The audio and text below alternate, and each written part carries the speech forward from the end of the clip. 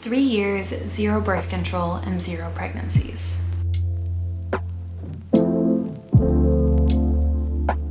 What's up, y'all? Welcome back to the channel, or if it is your first time here, welcome especially. My name's Sally, and it means a lot that you've stopped by. As you can tell by the title of today's video, today I'm going to be talking about how for the past 3 years I have used 0 birth control and I have not gotten pregnant. I have been sexually active, just to be clear, and I do have every reason to believe that should I try to get pregnant, I would be able to get pregnant. Now, of course, things happen. There are things going on that one might not necessarily see, and I suppose you can't fully know until you try. But using the same method that I am using to avoid pregnancy, it appears that my body is very much able to get pregnant. I have high fertility markers, so to say. So ultimately, my goal for today's video is just to dive into this topic, share how I am able to avoid pregnancy without birth control. While I do not make many videos on this topic, the videos that I have made a couple years ago, I did a series on this. I believe they are some of the most impactful that I've put out. To this day, I still get comments on those videos saying that this information has changed people's lives and even kind of opened a door for them when it comes to their health. So seeing some of those comments recently, and also just knowing that there are a good number of new faces here, I thought it would be the perfect time to just sit down and revisit this topic. You have to bear with me because I've tried to record this like 3 times and I have so many thoughts on the matter that it's been hard for me to stay pointed and directed. So I'm just trying to do it again, trying to stay focused. But I'm gonna give myself grace, and I just ask that you guys will give me grace as well. This video is meant to be kind of a cursory overview. If you have questions about specific aspects of this, please leave them in the comment section, because if there's interest, I can always go in more depth on one aspect of this or another. But that being said, disclaimer, I'm not a certified educator on this topic, not a certified fertility awareness instructor, educator. My goal isn't to like teach you step by step how to do this, but more to teach you broadly about it and how it works, and then point you ultimately to some resources where you can teach yourself how to do this and implement it into your day-to-day. And I just want to throw it out there that I know this can feel overwhelming and it can feel like a lot to learn. There definitely is a learning curve to it. But once you have it figured out, it is so natural to practice, so natural to implement, that I would argue it is even easier than having to remember to take a pill every single day. So without further ado, let's dive into it. Birth control is a scam. Okay, listen, I'm not coming at you. If you're on birth control, there's nothing wrong with you. That's not my perspective at all. No judgment there. What I do have an issue with is the fact that our healthcare system and society as a whole has told us that hormonal birth control, or the copper IUD, for instance, is the only way, that there really isn't an alternative unless you want to use condoms like all the time, and that you're stupid if you don't choose one of those methods and you're going to get pregnant. So that's what I take issue with. That is not scientific. That is not what the research, what the evidence suggests. This is not woo-woo, what I'm about to tell you. This is very much in line with how the female body works. And it's just such a shame that we are not taught this in school, taught this growing up. And I'm very fortunate to have grown up in an environment where the whole like get on birth control or else for pretty much whatever reason was not accepted, and I was pushed to learn about the different aspects of my body and my cycle. And so my issue ultimately is just with the fact that really women are not equipped with the tools they need to make informed consent or to make an educated decision. And my hope with this video is that it will just help you to see that there is another option, there is an alternative, and then be able to, again, actually practice informed consent or make a decision based on your real options, so to say. Okay, so what is Fertility Awareness Method? How does it work? I suppose I'm not going to give a super direct answer to that, but we're going to kind of talk through the process and it will make sense. I want to start out though by saying what it's not. If you have ever heard of the rhythm method, fertility awareness method and the rhythm method are two completely different things. So the rhythm method is based on a 28-day cycle, which is technically the average cycle length for a woman. You can't base this on averages, because even if, say, your cycle is 28 days every month, you could be ovulating on different days every single month, just because your lifestyle factors, stress contribute to this so much. There's nothing wrong with that. Obviously, it's one thing if you're having irregular cycles, but there's a certain degree of natural and healthy variation within a cycle. And every body literally is a little bit different, and we cannot base our pregnancy prevention or pregnancy achievement on averages. I think that is incredibly detrimental to people's belief that there is a system essentially that can't work. Okay, so enough of that. I want to go, I have notes over here, really quick through the 4 phases of the cycle, because this is kind of instrumental to understanding how fertility awareness works. So believe it or not, a woman doesn't just have 2 parts of her cycle. A lot of people think you're either bleeding or you're not bleeding, you're on your period or you're not. It's a lot more complicated than that. You actually have 4 parts of your cycle. You have your menstrual phase, that is when you are bleeding. You have your follicular phase, that is when your ovaries are producing and preparing to release, we'll say, a new egg, not producing an egg, the egg's already there, but preparing to release an egg, forming the follicle. You have your ovulatory phase, which essentially aligns with your fertile window, which we'll talk about more here in a second. That is the days leading up to ovulation and ovulation itself. And then once you've ovulated and that egg has died, assuming you don't get pregnant, you then move into your luteal phase. Okay, so I said before that your ovulatory phase is kind of the key element here. That generally coincides with the time that you could get pregnant. So also, contrary to popular belief, you cannot get pregnant every single day of the month. In fact, there are only 6, maybe even 5 days of the month that a woman can get pregnant. And this number is dependent upon, or we arrive at that number because of how long an egg can survive and how long sperm can survive. So I believe it's only 24 hours that an egg can actually survive after it is released. And then I think it's 4 or 5 days that sperm can survive. Again, I'm going to point you to resources. You're going to read all about this if this is something you want to do, so you can make sure you have all your numbers right. Make sure you have a full understanding, but about 4 or 5 days that sperm can survive. So theoretically, if you had fertile quality cervical mucus, we'll talk about what that means here shortly, but if you had that 4 days before you actually ovulated, you actually released an egg, and you would have sex, and then sperm makes its way up, that sperm could hang out until you then release that egg on, let's say, day 4 or day 5. You also, if you were to release an egg and then have sex within 24 hours, of course, you could also get pregnant. So that's ultimately what forms your fertile window. And how Fertility Awareness Method works is being able to identify that fertile window, not based on any averages, not based on the day of your cycle, but based on what your body is literally and directly telling you, being able to identify that, and then either abstaining from sex or using barrier protection during sex on those days. So let's get into how you would identify that fertile window.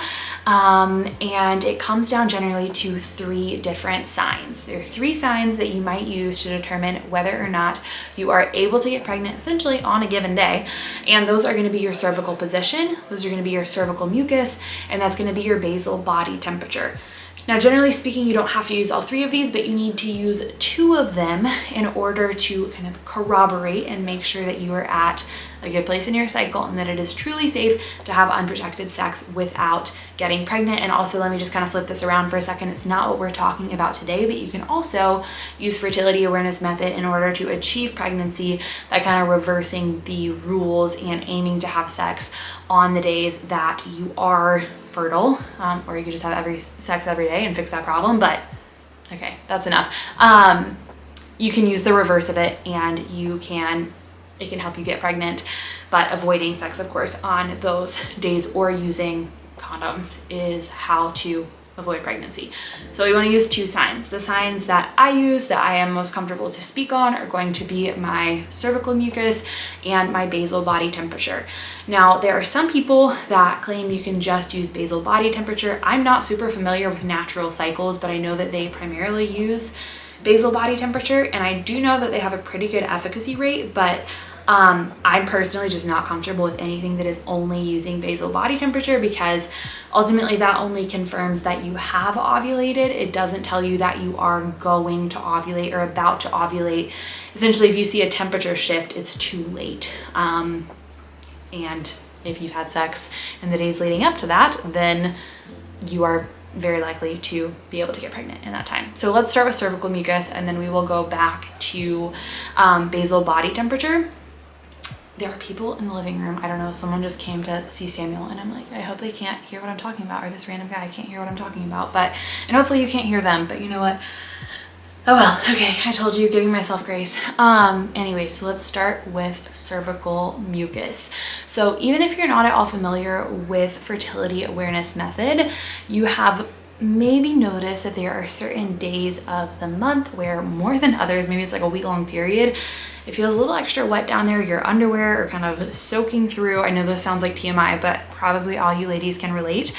Or you're like going to the bathroom and trying to wipe, and it feels like it is taking ages.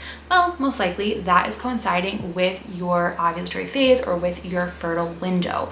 Because as your body is preparing to release an egg, it starts to produce, and it has to do with hormone shifts, this thicker, even stretchy, when it's most fertile, we'll call it egg white consistency. If you were to hold it in your hands and like stretch it apart, it wouldn't tear. You'd be able to stretch it pretty far, like an egg white. But your body starts to produce that fertile quality cervical mucus, and the practical use of this is that the sperm need it in order to survive, to make their way to a potential egg. And I just went throughout here, I think it's so incredibly cool how our bodies are in sync and work together, and how it was all designed to be that way. It's so neat, and it's such a shame that we were not taught any of this in school, again, because I don't know, the body is just such a magical, beautiful thing, and it's really cool. So ultimately, using cervical fluid as a sign, you are going to be paying attention to it every single day. Again, it becomes easier and more natural with time, but just noting when it begins to change, when it begins to thicken, when it's not just like general moisture, because you are going to have general moisture down there every day. If you don't, that's probably a problem. I would recommend looking into that. But when it starts to become more prominent, when it starts to thicken, that indicates that you are approaching your fertile window. And if you have present cervical fluid, which you learn to identify, again, the difference between just normal moisture and actual cervical fluid, especially fertile quality cervical fluid. If you have that cervical fluid, then you need to either use protection or you need to abstain from sex altogether. So that's the first sign, and that is going to go on until either usually the day that you ovulate, maybe the day after, sometimes even the day before. And this is again another reason that we need to use both signs, because sometimes it seems like that cervical fluid dries up, but we have not quite ovulated yet, and we need the second sign to corroborate it. So moving into the second sign that I'm going to talk about, that is your basal body temperature. This is something that we have maybe talked about a little bit in the context of thyroid, but it is so relevant to the female cycle, because you have different resting basal body temperatures. That was redundant. You have different basal body temperatures before and after ovulation. Your basal body temperature is a little bit lower before you ovulate. Once you ovulate, it gets a little bit higher, and then it stays that way until you begin your period and your cycle restarts. So in utilizing basal body temperature, you're going to take your temperature every morning when you first wake up, and you are going to track it. Again, I'll give you some tools for this here shortly, but essentially you're going to track it. You're going to wait until you observe the shift. You are going to make sure that that shift has occurred for 3 days, just to be safe, just to have some buffer, before proceeding with unprotected sex. Okay, so those are the 2 signs I'm going to talk about. I, again, don't really utilize cervical position unless I'm just like a little uncertain for some reason and just want to check, but I don't feel comfortable like talking on that because I don't think I would do a really good job of it. But now I want to share with you the tools that I use to make this practical. So in order to get accurate basal body temperatures, you really need to wake up at the same time each morning, and you generally need to wake up pretty early if you're going to use like a regular thermometer. And you need to make sure you take your temperature before you even get out of bed in the morning. Ideally, you need to keep it there for like 5 minutes. It's a whole process. I know people it works really well for. I could probably do that at this point in my life because I wake up pretty consistently. But when I first started doing this, I was a fitness trainer, and I had days where I was waking up. Words are hard. I get so excited about this. I know I'm talking fast. I'm sorry. But I had days where I was waking up at like 3:30 a.m. and then I had days where I was sleeping in because I was so exhausted, waking up at like 8 a.m. And it just really was not convenient. So I found this tool called Temp Drop. Temp Drop is a wearable basal body thermometer. This is the band that came with it, but you can also get other bands online. So here's the thermometer itself. This is not sponsored, but I do have an affiliate relationship with Temp Drop, and I'll put my code up on screen here, or you can just follow the link in the description if you want to get yours. I've been using this since I started practicing Fertility Awareness Method. It is literally my favorite product of all time, and I highly encourage you to go check it out. But ultimately, you slip it on before you go to bed. There is a button here that you push until it blinks green. You make sure it's in the right spot. They show you how to do it. You go to bed. I really don't notice it there.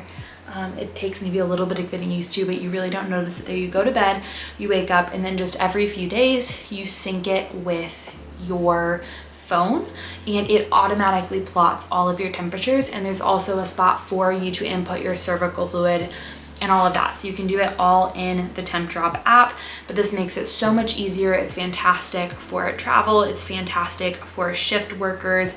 It's tried and true. Again, linked in the description, and I highly recommend that everybody go check it out.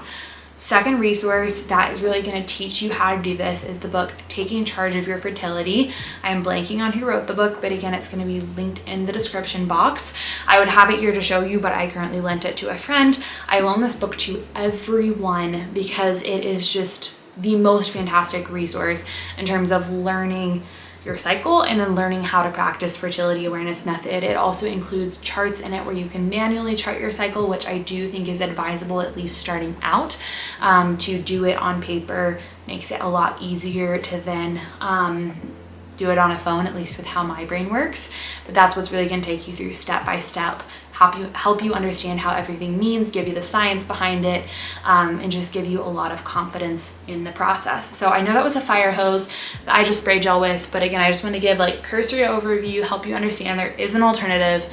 Here's kind of what it looks like. Please let me know what questions you have because I can always do more structured videos on this subject. But other than that, I guess I'll sign off. Thanks so much for watching. Please do not forget to subscribe, and until next time, bye y'all.